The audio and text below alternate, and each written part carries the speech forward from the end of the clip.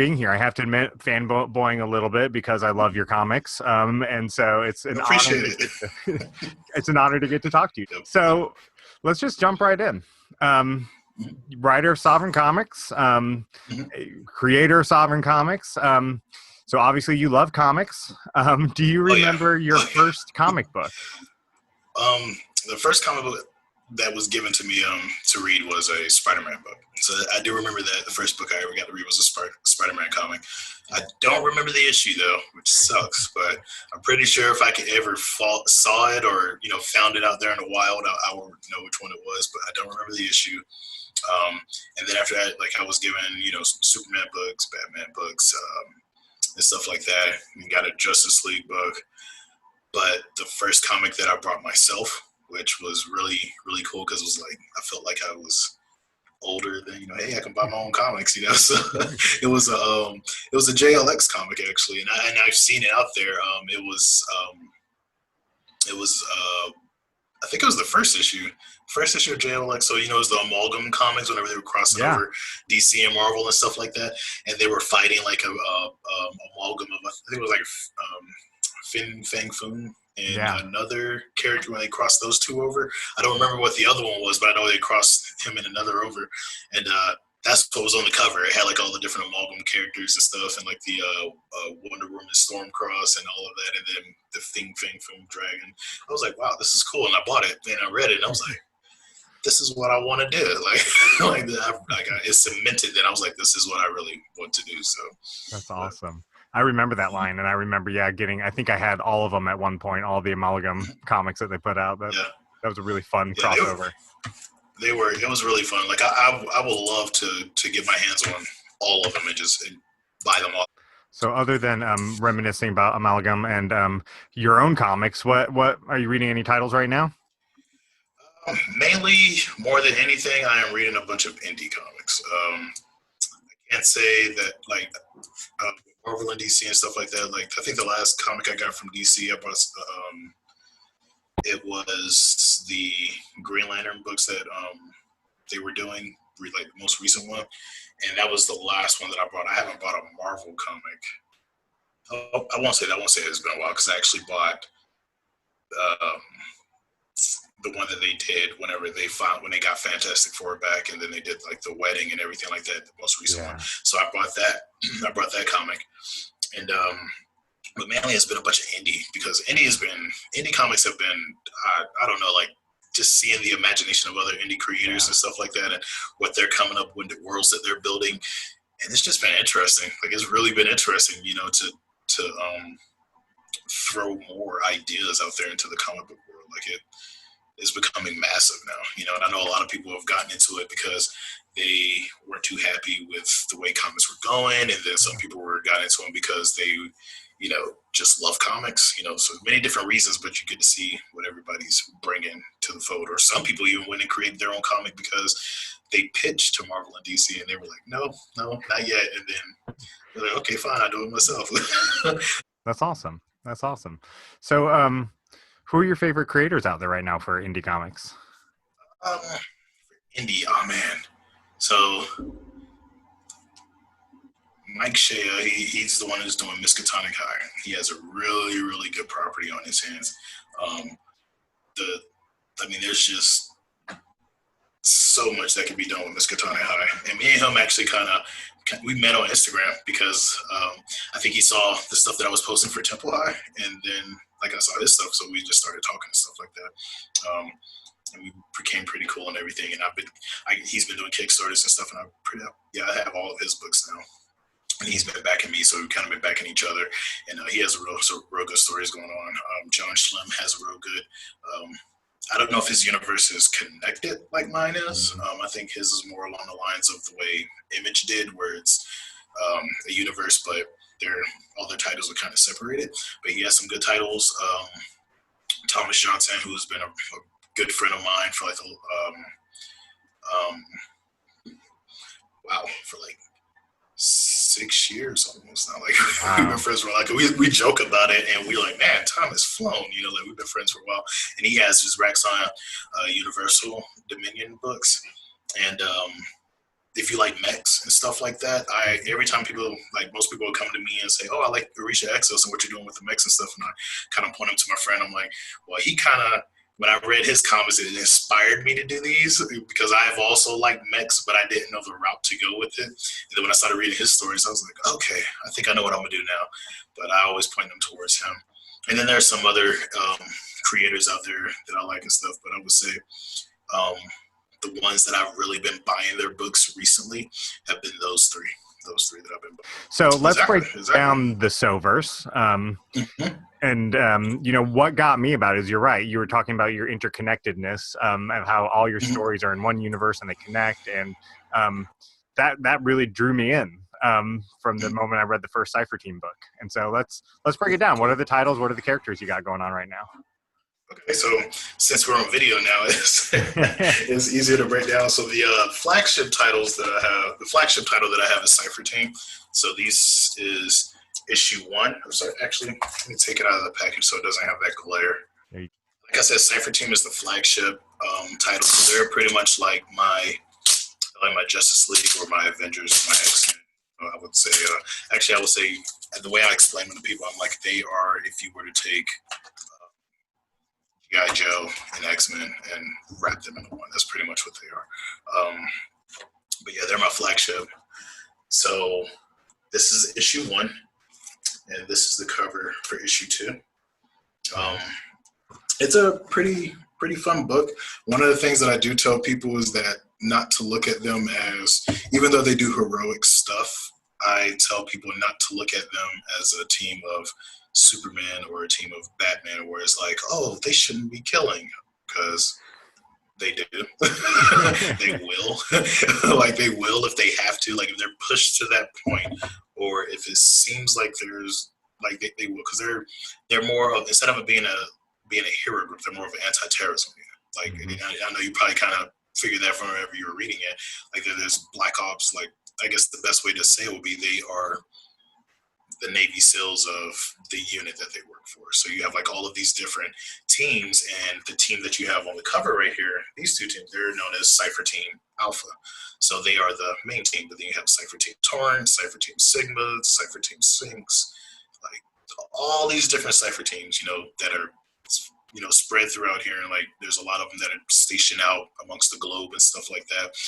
They're more of a global protector, so they can actually get to any point in the world that they need to. And then you have some that are like, okay, well, we're strictly in Africa, or we're strictly in Asia, we're strictly here, we're strictly there, and they focus on those areas. But the main characters in that book, so I don't get too far off tangent, the main characters in that book, you have Kunoichi. She is a fan favorite. She pretty much is, she's a Black and Japanese mix. She grew up in Japan. Her mother's Japanese. Her father is a naval admiral. He retired and decided to stay in Japan with, with her mother and everything like that, and became more part of the family. But her family they are a clan of ninja. So like in the SoveReign Comics universe, we do have ninja. They are there, but their powers, I would say, if I were comparing it to something, it's similar to how they do ninja magic and stuff like that in Naruto and everything. So they do have families that can do those things, but each family concentrates on a certain thing. Now, since it's like 2050, they're hired for assassinations and things of that sort, and that's what they're used for. But with her family, they were like the lead family, and they made it to that point because they have like this ability. They have this ability that allows them to harden their kai. So they call it their kai and everything like that. So they can cover their body in their kai, harden it, and making it to where they're virtually indestructible. You have Rhaenys back here in the back, and let me see if I can find a better picture in one of these books. Show some pages too. Yeah, that's a really good picture of her in issue 2. Yeah. Doing her thing. And then there's Rhaenys right here. So that's him, and his abilities. He is a Phenosapien. He's actually the only Phenosapien on that team. So when you look at Kunoichi, she is considered a normal human, but she learned how to unlock to break open the chains that holds her kai.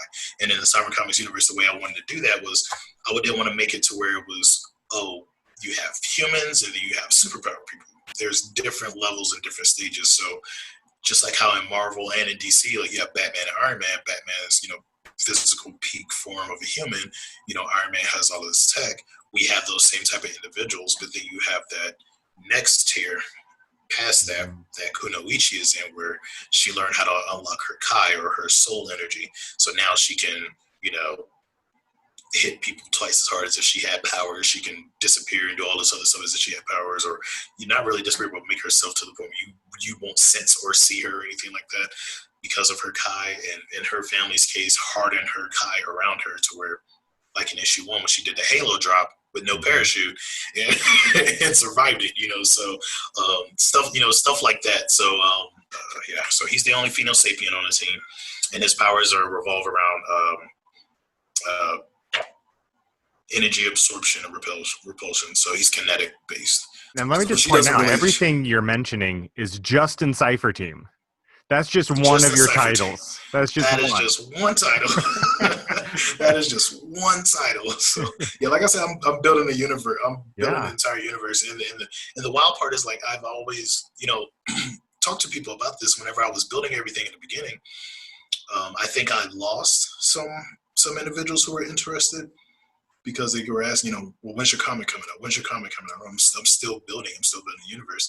And I don't think they fully understood, because a lot of them, if they got into comics, they obviously got into comics on the tail end, so they probably didn't see all the building that Marvel and DC went through. Yeah. And I'm like, if I'm coming with a universe, I got to have as much as this built as possible so that I have a solid foundation, rather than just start with a title, go with that title, and then, I want to add this, and then foundation. To me, the foundation would be solid, because I'm like, okay, well, how can I add this? So all of the titles that I kicked out with first, they're all integrated into this title. Let's see, there's 2 more members of Cypher Team, so I can get back on track, because I will go off. I love building this stuff, so I will go off track. And we don't want that, because I could talk about this for days. So, and then we have the next 2, and this is the husband and wife duo. So that's Jordan Singleton and that's Akana Singleton. So these 2 right here, he is a normal human. She actually is the one that is responsible for him getting his powers. Their powers come from the Jin realm. So those 2 they're known as the Jin Hunters. That's what they call them, because Jordan married into the family. He didn't have abilities, but they found a powerful black Jin, and they were like, hey, we're going to sync her with you, and her name is Ifrita. So she's a Jin of fire, and that's how he got his fire abilities. Jordan is he's not a retired Marine. He got out of the Marine Corps, but in the Marine Corps he was a raider, so he's special forces, and he was also a scout sniper. And Akana is a British Marine commando, and that's how those 2 met. They met like on a joint training and stuff like that. And so they have those Marine trainings, so like hand-to-hand combat, weapon use, knife fighting. They have, all of these different trainings. So it's like, if they can't use their powers, they're still gonna mess you up. So like they're pretty strong. But yeah, that's everybody in Cypher Team. So that's just some of it. I haven't even showed the villains, because there's even villains in issue 2. There's so much stuff. Like there's so much stuff. And if you want to meet the villains in issue 2, get issue 1. Because this is one thing I like to tell people too about my comics. They aren't, because like I've read some comics, and I know you're a huge comic fan too, and I know you read some comics where you'll read an issue, and then when you go to the next issue, you're like, wait, what happened between those 2 issues? Because sometimes it's like it jumps so far ahead, and then they'll tell you about what happened in between that time. Yeah, I don't like to do that. I don't like to do this. So like, if you jump to issue 2, you're gonna miss a lot. That's explained in issue 1. So get issue 1. Get issue 2. I mean, if you're all about just action stuff and things like that, then yeah, you can get issue 2 without reading issue 1. I don't know. Issue 1 was full of a lot of action. So. Oh, thank you. Yeah, thank you. Like I've had some people who said they liked it. They were like, "Oh, it was pretty action packed," especially like towards the end when things started really going on and stuff like that. They were like, "Oh man, they were like, I'm ready to read issue 2 now. I want to see what happens," And I was like, and some people were like, "Well, why'd you have so much talking? I'm like, I like to tell a story. Like, I know comics they're visual based, and I know people get bored if they see characters talking back and forth, but I try to that's the reason why I work on my dialogue so much, so that when you're reading the conversations, at least you're having fun with it, and it's not like, yes, we have to stop them. I know, it's more in depth in their dialogue, and you could tell the character based off of the way that they're talking. Like, each one has their speech patterns. Some are more angsty than others, and some are just like Sanjera. She's very timid in her normalness. She likes to mess with the kana a lot. So the next book is which this one gets a lot of love. I think just mainly because of the creativity of it. Because when I created it, I was like, man, I can't believe no one has done this. I actually had to go to Google because the idea sounded so good.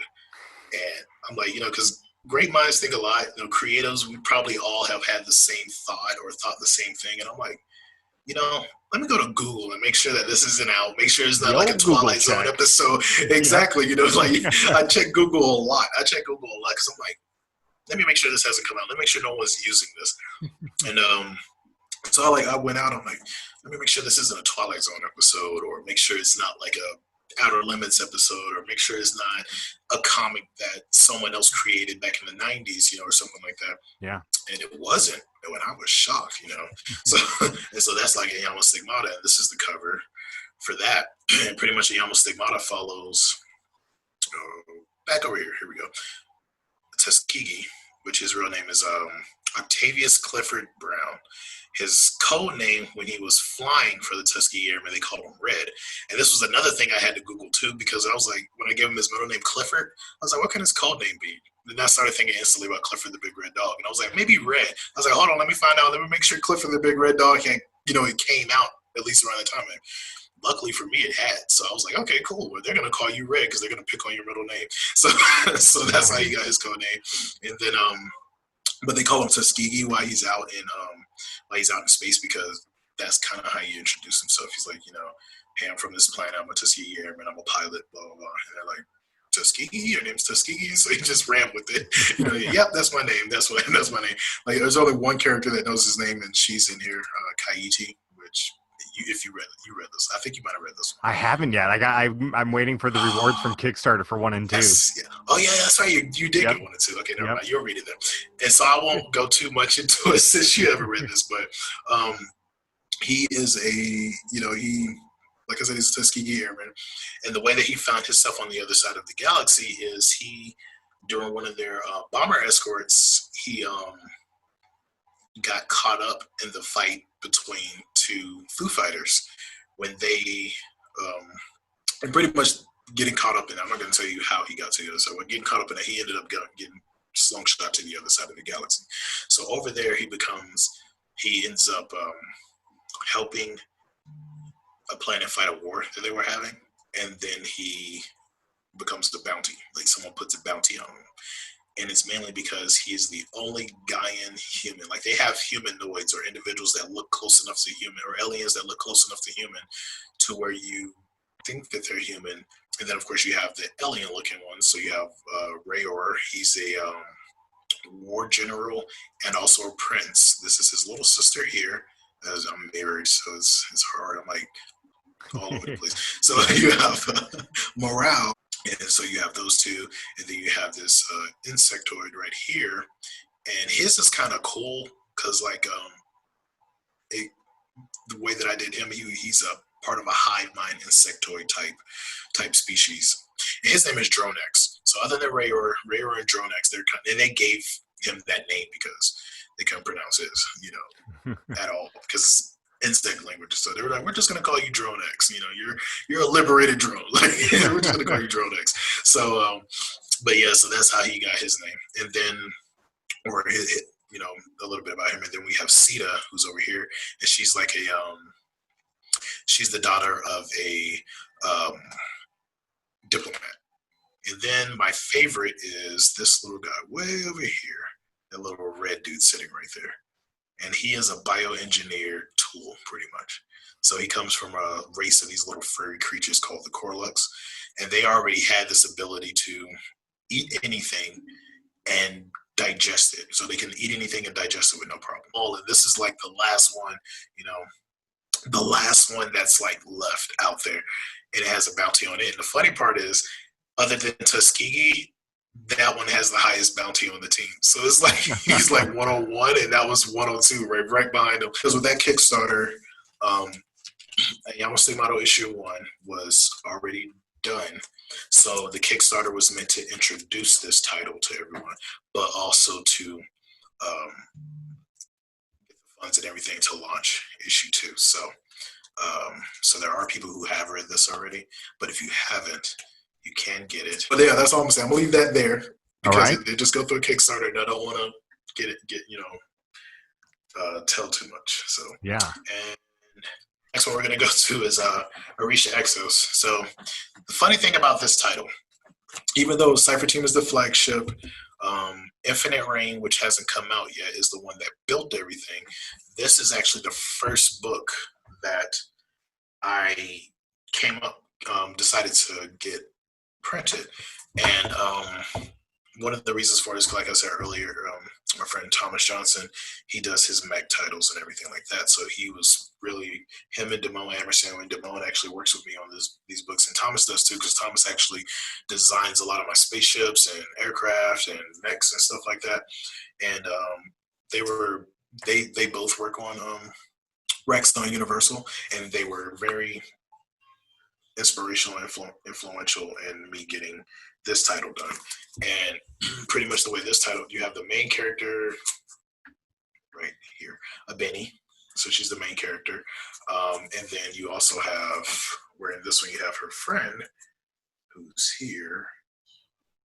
And she's kind of a co-star. Yeah, she's a co-star of it because it was like a lot of people started liking her a lot, and I was like, oh wow, okay, well I'm gonna put more of her in there, because in issue 1 I didn't show her too much. Like she was there, and then she was, as they were having their conversation back and forth, a lot of people were like, wow, I love the way that they talk to each other, and you could tell that they've been friends for a long time.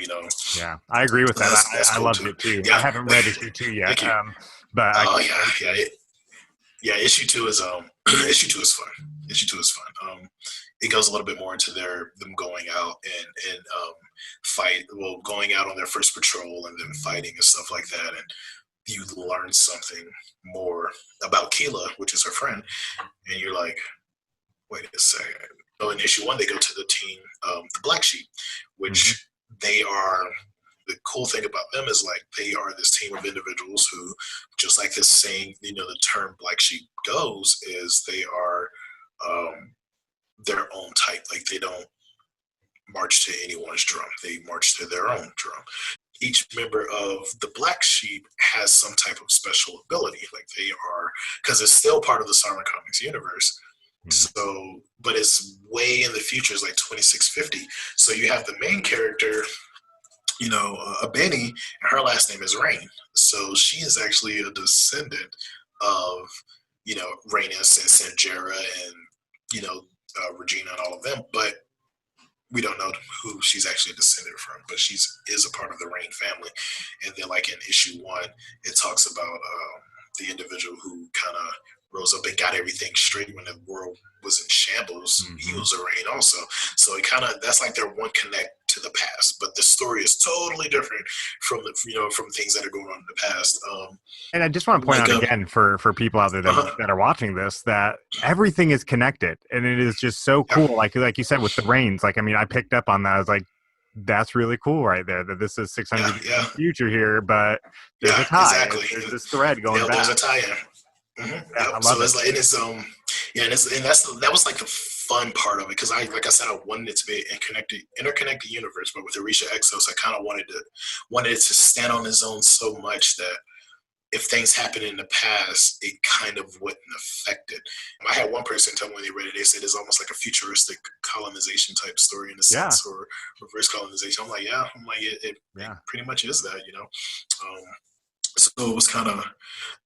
So it was cool in that part, but the part that I think was the coolest is the introduction of the mechs. The decision that I went with, which was in issue 1, is there was a mech on the dark side of the moon for hundreds and hundreds and hundreds of years, and it alludes to this is the reason why they never went back to the moon, and this is the reason why they never went to the dark side of the moon. They was telling people, you can't see that side, don't look at that side, because there was this mech and you could see it protruding from the ground that was on the moon. And so when they went to the moon to colonize it or into terraform it, they saw this mech here. They dug it out, excavated it, and then they just started looking at the technology, and that's what was their technological boom. And they just shot up in technology and everything like that from the point that they were at. But when they got attacked, this mech woke up. That's when they found out it was sentient, because it actually chose Benny's parents, to be, more reigns put into the sovereign universe, more reigns put into the sovereign universe as the centerpiece in a sense. And it chose their parents, and then of course their parents went out in this mech and they protected Earth and the moon and their solar system from being destroyed. But like I said, they hadn't had war in 400 years, so they didn't have guns, weapons. The only thing they really had was that mech. And so they were like, we're going to reverse engineer. And then you have Shango, Ogun, Yamaya, and all these other different Orisha that were created by humanity to protect them. So and then you have them, and then you have the Irumale. So those are like the I would say the foot soldier mech in a sense. But they have the Irumale that are just the battle ones that go out and fight. And then you have the Irumale that are like the Black Sheep, where they're actually squadrons, and their whole job is to protect. They're like the protectors of an Orisha. So, but the Black Sheep, they don't have an Orisha to protect yet. If you like mech type stories, like it's fun. And it's going to have all of those mech tropes and ideas in it, where you're going to see mech battles, and things are going to happen as time goes on. Awesome. That's Orisha Exos. That's title number 3. 2 more titles. 2 more. And then you have you have Stars. And this one, I'm gonna be honest, I had no idea how this title was gonna get received. Like whenever I wrote it, I had no idea how it was gonna get received. Because like I had fun creating it, and it kind of came to mind because as I was creating Mirage and Orchid Rain, and I was doing their story, and then like I said, they went to the past. I had to figure out the past, and so as I was creating stuff, I was like, well, I can put real artists and stuff like that. I'm like, but it won't feel like my own universe if I don't have its own musical artists and stuff like that. So I started creating musical artists, and I was like, wouldn't it be cool if one of them was like superheroes too? Like, so like Stars was born, they're and they're like pretty much this they're pretty much this they are an indie rock band starting off. So they're an indie rock band, but then they're also heroes. And they're in reminded LA. Me of Gem and the Holograms from the yes. But yeah, it does in that aspect, like you have this rock band, and then you have so this character is Avian. And then you have Tectonica right here, Soul right there. This is Render, and this is Siphon. So like you have the first couple of pages here. It starts off with them at a concert, and they're at their concert. But like this part right here is like 6 months from the events in this book. So it's like 6 months in the future from the events in this book. And it's kind of like a flashback because Siphon's telling the story, and she eventually she's the one that they're pushing to be the leader. Like, we want you to be the leader. And she's like, I don't want to be the leader. And they're like, well, because her dad is a Marine also. He actually knew Jordan. So he actually knew Jordan because they both were in the Marine at the same time, but her dad was a former Marine also. Then that's another connection between the two, other than the fact that they're a well-known rock band, but that's another connection within the two. So you have Avion right here. And like with her, she used to have normal wings, but when they sent her to Earth, they de-winged her because there's this process that the elite guard of her kingdom, of her family's kingdom, that they would go through, where they would get de-winged and they would get injected with these nanite-like, microscopic robots, and it will put information into them, and also it will cause them to grow metallic wings. And with these metallic wings, they can do different things with them. Like they can chop down, pillars and shoot out feathers and lasers and all this other stuff with these wings. So it kind of made them more of a weapon than anything. So that's what happened to her. She was de-winged, and then she was injected with those nanites. And then there was one nanite in it that held the knowledge of her kingdom. So that's her. And then you have Siphon right here. And I already told you a little bit about her. Like, her father was a Marine and stuff like that. And with her, she's a Phenosapien. She actually has the ability to take people's powers. She can also take people's energy and people's health. But the cool part, like with the powers, she hasn't learned, because she knows that she can, like if she touched me, for instance, she could take my energy, my stamina, and my health and stuff like that. But then she could touch her ally and give them that what she just touched. So like if one of her allies is hurt, she can touch someone, take their, take a little bit of their health, touch one of her allies and heal them. So she's able to do that. And also she can take powers from individuals who have powers and put it into her own self and use those abilities.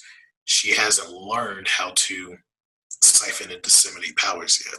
But when she learns how to do that, it's going to be really cool, because it's going to also play into another story, but it's going to be really, really cool. So yeah, she's going to end up being a leader of the stars, and she's really, really cool. And then you have Render, and there we go. Render right here, she's second in command of the team, and she actually has the ability to, she's a psychic in a sense, like she can pretty much put an illusion in your mind, and it's not just an illusion where you will feel like, oh, I'm in an illusion, but she actually, with her illusion, she can take over all 5 senses of you. And then you have Tectonica right there. So that's Tectonica, and she, just like the namesake, she controls Earth. So she's like a seismic type of individual. She can control rocks, control Earth, do stuff like that. Her and Siphon, like all of them are actually pretty good friends and everything. They have their jokes, and they, they're back and forth with each other and everything like that. Well, like I was saying, you have Soul, which is right here. And Soul, she's a fun character. The cool thing about her is, like, she actually comes from heroes. Like her parents were well-known heroes in the Dominican Republic, which is where she's from. Like I said, when she moved to LA, she met all the other girls. All of them met each other, and they realized they all had powers, and that's why they decided to form a team along with their rock band. So, and Siphon was the one that kind of broke that to everyone, because on top of her being able to do that with all of those different abilities, like the abilities that Siphon has, she's also kind of like a radar. So she could like look at a person, and she's like, oh, you're a Phenosapien, you have magic. She can kind of tell. So that's another thing she can do. She can understand how powers work. But that's them. And yeah, I'll show the villain. And there's the, hold on, I want to show a good page for the villain. Here we go. This is the page everyone likes. So the villain right there, Penumbra. Yep. She's a speedster. One of the speedsters in the Cyber Comics universe. She's introduced, and she's speed of dark. So like wherever there's darkness, she can be there. So you have Damien right here. Damien is the son of Akana and Jordan, who are on Cypher team. He's the one that has the lightning gem. So that's him. And then you have over this way, this is Krista. And she has like plasma type abilities too. This is actually a character that one of my friends made, because some of my friends, they have characters that are actually in the Cyber Comics universe. So my friend Eric Johnson, he made her. That's his character, and she's in it. These two are like close friends and everything like that. And she has like plasma type abilities and stuff like that. And they actually get really, really strong as she goes forward. And then over here you have Kabe, and Kabe is Atlantean. So I introduced Atlantis in the Soverse, and he finds himself on our side because his mother, before she was killed, she pushed him through the veil that they have that links their Earth to our Earth. So that's how he was found in the Recall Circle in Africa and everything. So he was an infant. So, and then you have right here, this is Sayala. This is the character I was talking about earlier, where she was abused by her parents. Parents were the uber religious type. And so her abilities, she has reptilian type abilities. Mm-hmm. So of course, mother has a baby comes out with snake eyes, snake tongue, scales. You're like, Satan? So of course, they treat her very bad. And then you have Della. And I like Della, she's fun. Della is she has gravity abilities, so she can control gravity and stuff like that. So she's gonna be really, really fun to work with as I explore her powers a little more and everything That's like awesome. that. And in short, because like I said, there's a lot of characters in Temple High. You have Nomi, you have that's Kaveh right there. There's so many characters here. Daquan, he's a cool character. His powers are actually emotion based, so he can actually emit emotions to others. So like if he's feeling rage, he can either use the rage and use it as a power to strengthen himself, or he can people to confuse them and make them get all rageful and stuff like that, or feel fear and all of this other stuff. And then you have this is another character right here. This is she's a fun character. She is. I liked her. She is. She's also. Did you read Cypher Team issue 2? No, you said not yet. Okay, so her sister is the leader of. That's not a spoiler, bro. Her sister. No, yeah, it alludes to it in that episode, right, or in that issue. Yeah, it does. Mm-hmm. Yep. And her sister, the leader of Cypher Team Tyrone. And you have Fujiko. She's a ninja. She's another ninja. And then you have Tabitha, who's another cool character. Like I like her because she is she is rude. As you saw in the book, she's a very rude character. She's the snooty character. And this is one of the books, like I always tell people, if you want to read something of like the youth coming to their own and stuff like that, and if you really want to get into a book to where I think I really started finding my control of dialogue and how to use it, this is the book where you want to see. I'd agree because there's so many different characters from different backgrounds, and you're right, they each have their own personality, and it comes across through their dialogue. It's fantastic. Exactly, and I loved it. Like it was so much fun with that. And here I just go faster. And like there's Blue. She's actually a character that she mentions it, but we don't allude to her powers too much. She's what they would call a Blue Fire Guardian. Yeah, that's all the titles. Wow, man, that's a lot. That's why when you when you sent me the questions for the website and everything, that's why I was like, I'm back in it. I'm like, you're gonna have 4 pages of stuff. So there's so much stuff. Like, and all that effort, all that backstory that you've alluded to and talked about. I mean, that's what makes your comics so rich and so interesting to read, really. Yeah. That's awesome. So tell people where they can find your work at. Where can they buy a SoveReign comic at? So we do have a Square store, but the easiest place to get to them, I will say this: if you want to do digital comics, we're on Comixology. We actually are comics on Comixology. We are part of the Unlimited program too that they have. Mm-hmm. So if you have an Unlimited account, you can get them for free and read them for free. And then if not, actually right now I have a thing going on with Comixology where all of my comics are 99 cents right now also because of everything going on with COVID. So if you go to Comixology and look up SoveReign Comics, you'll find us, and all of my titles are there. All of the ones that I showed are there. And you can buy them for 99 cents. If you like physical, you can go to my website, www.sovereigncomics, that's SoveReign